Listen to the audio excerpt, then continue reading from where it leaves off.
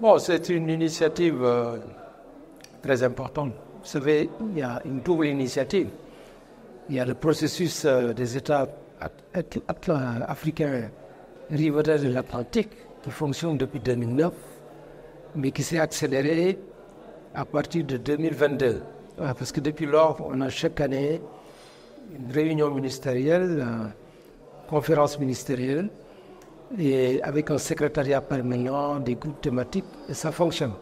Maintenant, ça ne peut aller que de l'avant, parce que jour après jour, il faudra de renforcer cette architecture institutionnelle et de faire en sorte qu'on passe, disons, à des choses sérieuses, qu'on puisse effectivement avoir des projets intégrateurs dans le domaine des infrastructures, dans le domaine du secteur productif, dans le domaine de l'énergie renouvelable notamment, y compris l'énergie marine d'ailleurs, ou l'hydrogène vert.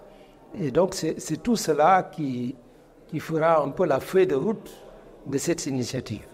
Maintenant, il y a une deuxième initiative qui est venue se greffer. C'est l'initiative royale, c'est l'initiative royale pour le Sahel, donc, qui a été lancée en novembre 2023, en marge de la célébration de la marche verte.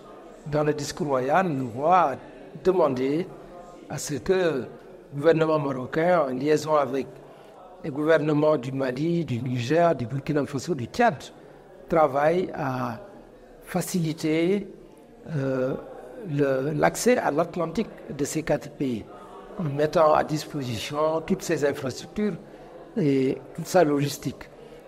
Et donc c'est extrêmement important que ces initiatives existent, et c'est heureux que le Maroc, qui est un acteur dynamique, qui a toujours été à l'avant-garde de l'intégration africaine. Rappelez-vous du groupe de Casablanca déjà, avant même, ou au début des indépendances, avant même la création de l'Organisation de l'Unité africaine, c'est cet engagement marocain qui se confirme jour après jour. Aujourd'hui, il y a une opportunité unique de bâtir du Cap Martel au Cap de Bonne-Espérance, du Cap Spartel, donc à Tanger, au Cap de Bonne-Espérance en Afrique du Sud, de bâtir une Afrique intégrée sur le littoral qui connecte également les pays enclavés et qui développe des dynamiques en matière de co-construction, de co-émergence dans le domaine du secteur productif, mais surtout baliser le chemin pour bâtir des corridors d'infrastructures modernes et adaptés. Je pense que tout cela permettra de rendre cette zone en une zone de paix, de prospérité qui compte dans la géopolitique mondiale.